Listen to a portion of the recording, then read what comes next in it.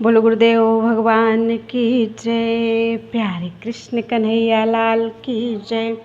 श्री अग्नि पुराण अध्याय 45 पिंडिका आदि के लक्षण। भगवान हयग्रीव ने कहा कि हे ब्रह्मन, अधुना मैं पिंडिका का लक्षण बतला रहा हूँ। पिंडिका का लंबाई में प्रतिमा के समान ही होती है, परंतु उसकी ऊंचाई प्रतिमा से आधी हो जाती है। पिंडिका को 64 गुटों अर्थात पदों या कोष्ठकों से युक्त करके नीचे की 2 पंक्ति छोड़ दें और उसके ऊपर का जो काष्ठ है उसको चारों तरफ दोनों पार्श्वों में अंदर की तरफ से मिटा देना चाहिए। इसी तरह ऊपर की 2 पंक्तियों को त्याग कर उसके नीचे का जो एक कोष्ठ है उसको अंदर की तरफ से यत्नपूर्वक मिटा देना चाहिए। दोनों पार्श्वों के समान रूप से यह क्रिया करनी चाहिए। दोनों पार्श्वों के मध्यगत जो 2 चौक हैं उसका भी मार्जन कर देना चाहिए। उसके बाद उसको 4 भागों में बांटकर विद्वान पुरुष ऊपर की 2 पंखुड़ियों को मेखला माने। मेखला भाग की जो मात्रा है उसके आधे मान के अनुसार उसमें खाद खुदावें। फिर दोनों पार्श्व भागों में समान रूप से एक एक भाग को त्याग कर द्वादश की तरफ एक पद नाली बनाने के लिए दे देना चाहिए। विद्वान पुरुष उसमें नाली बनवाए। फिर 3 भाग में जो एक भाग है उसके आगे जल निकलने का मार्ग रहना चाहिए। विविध तरह के भेद से यह शुभ पिंडिका भद्रा कही गई है। श्री लक्ष्मी देवी की प्रतिमा ताल अर्थात हथेली के माप से 8 ताल की बनाई जाती है। अन्य देवियों की प्रतिमा भी ऐसे ही होती है। दोनों भौहों को नासिका की अपेक्षा 1-1 जौ अधिक बनाएं और नासिका को उनकी अपेक्षा 1 जौ कम। मुख की गोलाई नेत्र गोलक से बड़ी होनी चाहिए। वह ऊंचा एक तरफ टेढ़ा मेढ़ा ना हो। आँखें बड़ी बड़ी बनानी चाहिए। उसकी माप सवा 3 जौ के बराबर हो। नेत्रों की चौड़ाई उनकी लंबाई की अपेक्षा आधी करनी चाहिए। मुख के एक कोने से लेकर दूसरे कोने तक की जितनी लंबाई है उसके बराबर के सूत से नापकर कर्णपास अर्थात कान का पूरा घेरा बनाएं। उसकी लंबाई कथित सूत से कुछ अधिक ही रखें। दोनों कंधों को कुछ झुका हुआ और 1 कला से हीन बनाएं। ग्रीवा की लंबाई 1.5 कला रखनी चाहिए। वह उतनी ही चौड़ाई से भी सुशोभित हो। दोनों उरुओं का विस्तार ग्रीवा की अपेक्षा 1 नेत्र कम होगा। जानु अर्थात घुटने, पिंडली, पैर, पीठ, नितंब तथा कटिभाग इन सभी की यथा योग्य कल्पना करनी चाहिए। इस प्रकार महापुराणों में श्रेष्ठ श्री विष्णु वामपाद स्वरूप कृष्ण द्वैपायन भगवान व्यास कृत अग्नि महापुराण अंतर्गत आगत विषयों का विवेचन संबंधी 45वां अध्याय पूरा हुआ। बोलो वृंदावन बिहारी लाल की जय। अध्याय 46 शालिग्राम मूर्तियों के लक्षण। भगवान हयग्रीव ने कहा कि हे ब्रह्मन, अधुना मैं शालिग्राम गत भगवान मूर्तियों का वर्णन प्रारंभ करने जा रहा हूँ जो भोग और मोक्ष संप्रदान करने वाली हैं। जिस शालिग्राम शिला के द्वार में 2 चक्र के चिन्ह हो और जिसका वर्ण श्वेत हो उसकी वासुदेव संज्ञा है। जिस श्रेष्ठतम शिला का रंग लाल हो और जिसमें 2 चक्र के चिन्ह संलग्न हो उसको भगवान शंकरषण का श्री विग्रह समझना चाहिए। जिसमें चक्र का सूक्ष्म चिन्ह हो, अनेक छिद्र हो, नील वर्ण हो और आकृति बड़ी दिखाई देती हो, वह प्रद्युम्न की मूर्ति है। जहाँ कमल का चिन्ह हो, जिसकी आकृति गोल एक तरफ पीला हो तथा जिसमें 2-3 रेखाएं शोभा पा रही हों, यह अनिरुद्ध का श्रीअंग है। जिसकी कांति काली, नाभि उन्नत और जिसमें बड़े बड़े छिद्र हों उसको नारायण का स्वरूप समझना चाहिए। जिसमें कमल और चक्र का चिन्ह हो, पृष्ठभाग में छिद्र हो और जो बिंदु से युक्त हो वह शालिग्राम परमेष्ठी नाम से प्रसिद्ध है। जिसमें चक्र का स्थूल चिन्ह हो, जिसकी कांति श्याम हो और मध्य में गदा जैसी रेखा हो, उस शालिग्राम की विष्णु संज्ञा है। नरसिंह विग्रह में चक्र का स्थूल चिन्ह होता है, उसकी कांति कपिल वर्ण की होती है और उसमें 5 बिंदु सुशोभित होते हैं। 12 विग्रह में शक्ति नामक अष्ट का चिन्ह होता है, उसमें 2 चक्र होते हैं जो परस्पर विषम अर्थात समानता से हीन है। उसकी कांति इंद्रनील मणि के समान नीली होती है। वह 3 स्थूल रेखाओं से चिन्हित एवं शुभ होता है। जिसका पृष्ठभाग ऊंचा हो, जो गोलाकार आवर्त चिन्ह से युक्त एवं श्याम हो, उस शालिग्राम की कूर्म अर्थात कच्छप संज्ञा है। जो अंकुश की सी रेखा से सुशोभित हो, नील वर्ण एवं बिंदु युक्त हो उस शालिग्राम शिला को हयग्रीव कहते हैं, जिसमें एक चक्र और कमल का चिन्ह हो जो मणि के समान प्रकाशमान हो तथा पुच्छाकार रेखा से शोभित हो उस शालिग्राम को बैकुंठ समझना चाहिए। जिसकी आकृति बड़ी हो, जिसमें 3 बिंदु शोभा पाते हों, जो कांच के समान श्वेत तथा भरा पूरा हो, वह शालिग्राम शिला मत्स्यावतारधारी भगवान की मूर्ति मानी जाती है। जिसमें वनमाला का चिन्ह और 5 रेखाएं हों उस गोलाकार शालिग्राम शिला को श्रीधर कहते हैं। गोलाकार अत्यंत छोटी नीली एवं बिंदु युक्त शालिग्राम शिला की वामन संज्ञा है, जिसकी कांति श्याम हो, दक्षिण भाग में हार की रेखा हो और बाएं भाग में बिंदु का चिन्ह हो उस शालिग्राम शिला को त्रिविक्रम कहते हैं। जिसमें सर्प के शरीर का चिन्ह हो, अनेक तरह की आभाएं दिखती हों तथा जो अनेक मूर्तियों से मंडित हो, वह शालिग्राम शिला अनंत अर्थात शेषनाग कही गई है। जो स्थूल हो, जिसके मध्य भाग में चक्र का चिन्ह हो तथा अधोभाग में सूक्ष्म बिंदु हो शोभा पा रहा हो, उस शालिग्राम की दामोदर संज्ञा है। एक चक्र वाले शालिग्राम को सुदर्शन कहते हैं। 2 चक्र होने से उसकी श्री लक्ष्मी नारायण संज्ञा हो जाती है। जिसमें 3 चक्र हों वह शिला भगवान अच्युत अथवा त्रिविक्रम है। 4 चक्रों से युक्त शालिग्राम को जनार्दन, 5 चक्र वाले को वासुदेव, 6 चक्र वाले को प्रद्युम्न तथा 7 चक्र वाले को संकर्षण कहते हैं। 8 चक्र वाले शालिग्राम की पुरुषोत्तम संज्ञा है। 9 चक्र वाले को नवव्यूह कहते हैं। 10 चक्रों से युक्त शिला की दशावतार संज्ञा है। 11 चक्रों से युक्त होने पर उसको निरुद्ध अर्थ 12 चक्रों से चिन्हित होने पर द्वादशात्मा तथा इससे अधिक चक्रों से युक्त होने पर उसको अनंत कहते हैं। इस प्रकार महापुराणों में श्रेष्ठ श्री विष्णु वामपाद स्वरूप कृष्ण द्वैपायन भगवान व्यासकृत अग्नि महापुराण अंतर्गत आगत विषयों का विवेचन संबंधी 46वां अध्याय पूरा हुआ। बोलो वृंदावन बिहारी लाल की जय। अध्याय 47 शालिग्राम पूजा आदि कथन। भगवान हयग्रीव ने कहा कि हे ब्रह्मन, अधुना मैं तुम्हारे सम्मुख उपरोक्त चक्रांकित शालिग्राम विग्रहों की पूजा का वर्णन करने जा रहा हूँ, जो सिद्धि संप्रदान करने वाली है। श्री हरि विष्णु जी की पूजा 3 तरह की होती है, काम्या, अकाम्या और उभयात्मिका। मत्स्य आदि 5 विग्रहों की पूजा काम्या अथवा उभयात्मिका होती है। उपरोक्त चक्रादि से सुशोभित 12 नरसिंह और वामन, इन तीनों की पूजा मुक्ति के लिए करनी चाहिए। अधुना शालिग्राम पूजन के विषय में सुनो, जो 3 तरह की होती है। इनमें निष्कला पूजा श्रेष्ठतम, सकला पूजा कनिष्ठ और मूर्ति पूजा को मध्यम कहा गया है। चतुरस्त्र मंडप में स्थित कमल पर पूजा की विधि इस तरह है।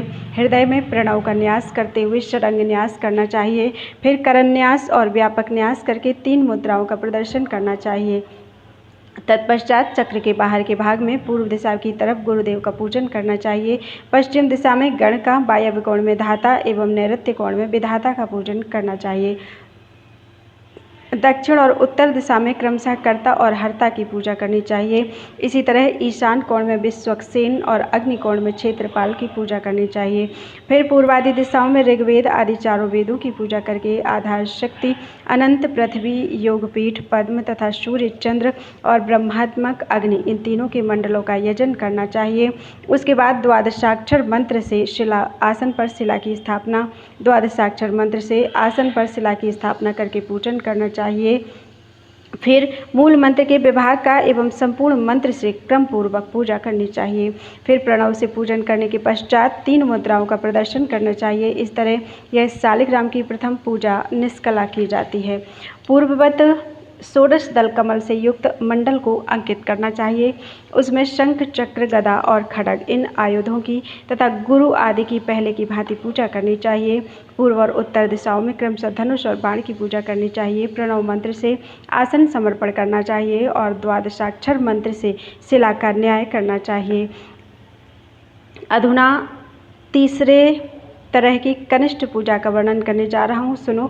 अष्टदल कमल अंकित करके उस पर पहले के समान गुरु आदि की पूजा करनी चाहिए। फिर अष्टाक्षर मंत्र से आसन देकर उसी से शिला का न्यास करना चाहिए। इस प्रकार महापुराणों में श्रेष्ठ श्री विष्णु वामपाद स्वरूप कृष्ण द्वैपायन भगवान व्यासकृत अग्नि महापुराण अंतर्गत आगत विषयों का विवेचन संबंधी 46वां अध्याय पूरा हुआ।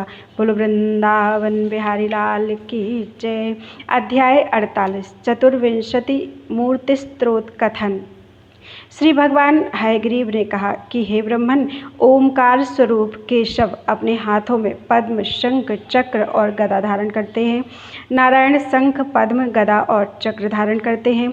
मैं प्रदक्षिणा पूर्वक उनके चरणों में नतमस्तक होता हूँ। माधव गदा, चक्र, शंख और पद्म धारण करने वाले हैं, मैं उनको नमस्कार करता हूँ। गोविंद अपने हाथों में क्रमशः चक्र, गदा, पद्म और शंख धारण करने वाले हैं तथा बलशाली हैं। भगवान श्री हरि विष्णु गदा, पद्म, शंख एवं चक्र धारण करते हैं, वे मोक्ष देने वाले हैं। मधुसूदन शंख, चक्र, पद्म और गदा धारण करते हैं, मैं उनके सामने भक्ति भाव से नतमस्तक होता हूँ। त्रिविक्रम क्रमशः पद्म, गदा, चक्र एवं शंख धारण करते हैं। भगवान वामन के हाथों में शंख, चक्र, गदा एवं पद्म शोभा पाते हैं, वे सदा मेरी रक्षा करें। श्रीधर कमल, चक्र, सारंग, धनुष एवं शंख धारण करते हैं, वे सभी को सद्गति संप्रदान करने वाले हैं। ऋषिकेश गदा, चक्र, पद्म एवं शंख धारण करते हैं, वे हम सभी की रक्षा करें। बर संप्रदायक भगवान पद्मनाभ शंख, पद्म, चक्र और गदा धारण करते हैं।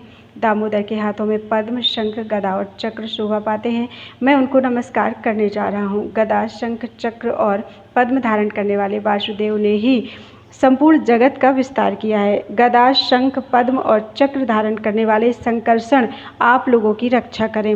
वाद अर्थात युद्ध कुशल भगवान प्रद्युम्न चक्र, शंख, गदा और पद्म धारण करते हैं। अनिरुद्ध चक्र, गदा, शंख और पद्म धारण करते हैं, वे हम लोगों की रक्षा करें। सुरेश्वर पुरुषोत्तम चक्र, कमल और शंख और गदा धारण करते हैं। भगवान अधोक्षज पद्म, गदा, शंख और चक्र धारण करने वाले हैं, वे आप लोगों की रक्षा करें। नरसिंह देव चक्र, कमल, गदा और शंख धारण करने वाले हैं, मैं उनको नमस्कार करता हूँ। श्री गदा, पद्म, चक्र और शंख धारण करने वाले अच्युत आप लोगों की रक्षा करें। शंख, गदा, चक्र और पद्म धारण करने वाले बाल बटु रूपधारी वामन, पद्म, चक्र, शंख और गदा धारण करने वाले जनार्दन, शंख, पद्म, चक्र और पद्म, चक्र, शंख और गदाधारी स्वरूप श्री हरि विष्णु तथा शंख, गदा, पद्म एवं चक्र धारण करने वाले श्री कृष्ण मुझको भोग और मोक्ष देने वाले हों। आदि मूर्ति भगवान वासुदेव हैं, उनसे संकर्षण प्रकट हुए। संकर्षण से प्रद्युम्न और प्रद्युम्न से अनिरुद्ध का प्रादुर्भाव हुआ। इनमें से एक एक क्रमशः केशव आदि मूर्तियों के भेद से 3-3 रूपों में अभिव्यक्त हुआ, इसलिए कुल मिलाकर 12 स्वरूप हुए। 24 मूर्तियों की स्तुति से युक्त इस द्वादशाक्षर स्तोत्र का जो पाठ अथवा श्रवण करता है वह निर्मल होकर संपूर्ण मनोरथों को प्राप्त कर लेता है। इस प्रकार महापुराणों में श्रेष्ठ श्री विष्णु वामपाद स्वरूप कृष्ण द्वैपायन भगवान व्यासकृत अग्नि महापुराण अंतर्गत आगत विषयों का विवेचन संबंधी 48वां अध्याय पूरा हुआ। बोलो वृंदावन बिहारी लाल की जय। अध्याय 49 मत्स्य आदि दशावतार प्रतिमा लक्षण। भगवान हयग्रीव ने कहा कि हे ब्रह्मन, अधुना मैं आपको मत्स्य आदि 10 अवतारों विग्रहों का लक्षण बतलाता हूँ। मत्स्य भगवान की आकृति मत्स्य के समान और कूर्म भगवान की प्रतिमा कूर्म अर्थात कच्छप के आकार की होनी चाहिए। पृथ्वी के उद्धारक भगवान बाराह को मनुष्याकार बनाना चाहिए। वे दाहिने हाथ में गदा और चक्र धारण करते हैं, उनके बाएं हाथ में शंख और पद्म शोभा पाते हैं, अथवा पद्म के स्थान पर वाम भाग में पद्मा देवी सुशोभित होती हैं। श्री लक्ष्मी उनके बाएं कूर पर अर्थात कोहनी का सहारा लिए रहते हैं। पृथ्वी तथा अनंत चरणों के अनुगत होते हैं। भगवान बाराह की स्थापना से राज्य की प्राप्ति हो जाती है और मनुष्य भव सागर से पार हो जाता है। नरसिंह का मुंह खुला हुआ है, उन्होंने अपनी बाईं जंघा पर दानव हिरण्यकशिप को दबा रखा है और उस दैत्य के वक्ष को विदीर्ण करते दिखाई देते हैं। उनके गले में माला है, हाथों में चक्र एवं गदा प्रकाशित हो रहे हैं। वामन का विग्रह छत्र एवं दंड से सुशोभित होता है, अथवा उनका विग्रह चतुर्भुज बनाया जाए। भगवान परशुराम के हाथों में धनुष और बाण होना चाहिए, वे खड्ग और फरसे से भी शोभित होते हैं। श्री रामचंद्र जी के श्री विग्रह को धनुष, बाण, खड्ग और शंख से सुशोभित करना चाहिए, अथवा वे द्विभुज माने गए हैं। बलराम जी गदा एवं हल धारण करने वाले हैं, अथवा उनको भी चतुर्भुज बनाना चाहिए। उनके बाएं भाग के ऊपर वाले हाथ में हल धारण कराएं और नीचे वाले में सुंदर शोभा वाली शंख, दाएं भाग के ऊपर वाले हाथ में मूसल धारण कराएं और नीचे वाले सुंदर शोभा वाली शंख दाएं भाग के ऊपर वाले हाथ में मूसल धारण कराएं और नीचे वाले हाथ में शोभायमान सुदर्शन चक्र। बुद्ध देव की प्रतिमा लक्षण इस प्रकार है। बुद्ध ऊंचे पद्ममय आसन पर बैठे हैं। उनके एक हाथ में वरद और दूसरे में अभय की मुद्रा है। वे शांत स्वरूप हैं। उनके शरीर का रंग गोरा और कान लंबे हैं। वे सुंदर पीत वस्त्र से आवृत हैं। कल की भगवान धनुष और तूणीर से सुशोभित हैं। म्लेच्छों के विनाश में लगे हैं। वे ब्राह्मण हैं अथवा उनकी आकृति इस तरह बनावे कि वे घोड़े की पीठ पर बैठे हैं और अपने चारों हाथों में खड्ग, शंख, चक्र एवं गदा धारण करते हैं। हे ब्राह्मण, अधुना मैं आपको वासुदेव आदि 9 मूर्तियों के लक्षण बतलाता हूँ। दाहिने भाग के ऊपर वाले हाथ में श्रेष्ठतम चक्र, यह वासुदेव की मुख्य पहचान है। उनके एक पार्श्व में ब्रह्मा और दूसरे भाग में महादेव जी सदा विराजमान रहते हैं। वासुदेव की शेष बातें पूर्ववत हैं। वे शंख अथवा वरद की मुद्रा धारण करते हैं। उनका स्वरूप द्विभुज अथवा चतुर्भुज होता है। बलराम की 4 भुजाएं हैं। वे दाएं हाथ में हल और मूसल तथा बाएं हाथ में चक्र और शंख तथा बाएं हाथ में धनुष बाण धारण करते हैं अथवा द्विभुज। प्रद्युम्न के एक हाथ में गदा और दूसरे में धनुष है। वे प्रसन्नतापूर्वक इन अस्त्रों को धारण करते हैं या उनके एक हाथ में धनुष और दूसरे में बाण है।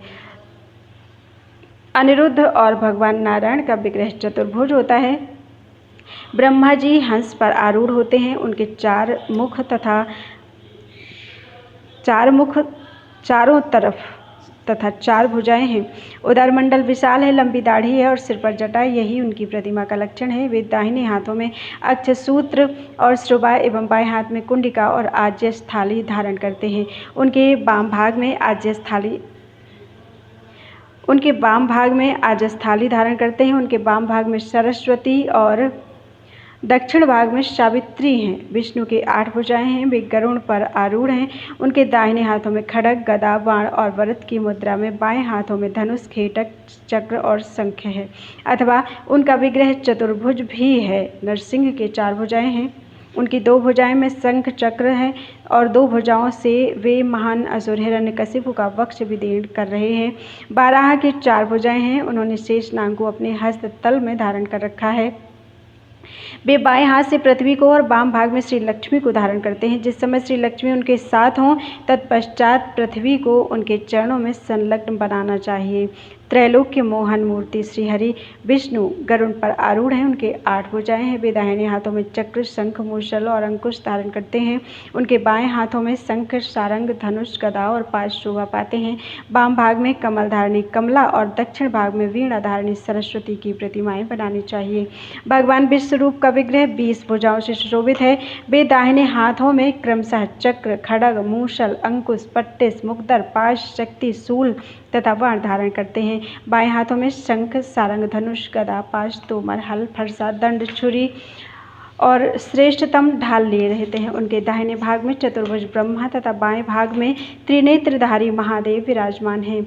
जलशायी जल में शयन करते हैं। इनकी मूर्ति शेष शैया पर सोई हुई बनानी चाहिए।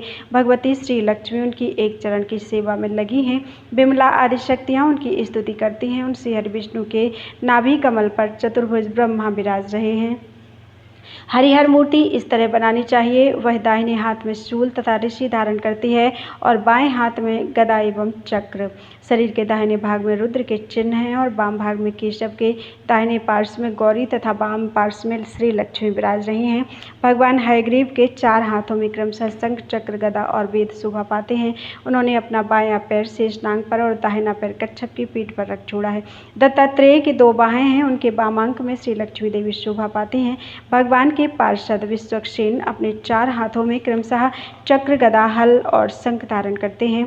इस प्रकार महापुराणों में श्रेष्ठ श्री विष्णु वामपाल स्वरूप कृष्ण द्वैपायन भगवान व्यास कृत अग्नि महापुराण अंतर्गत आगत विषयों का विवेचन संबंधी 49वां अध्याय पूरा हुआ। बोलो वृंदावन बिहारी लाल की जय।